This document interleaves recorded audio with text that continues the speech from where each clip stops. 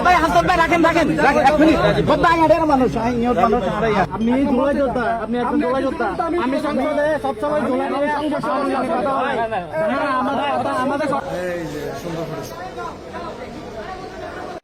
ওনারা এটা বলতে চাইতেছে কিন্তু সমস্যাটা যেটা হইছে সেটা তো সবাই একসাথে বলতে চাইতেছে এখানে কিন্তু এমন না যে ওনারা কেউ আমার বা আমি এখানে ব্যাপারটা ওনাদের যে ক্ষোভটা আছে এই ক্ষোভটা হচ্ছে যৌক্তিক একটা ক্ষোভ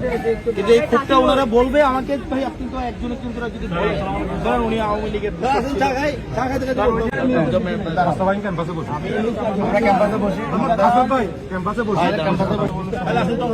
এই পর্যন্ত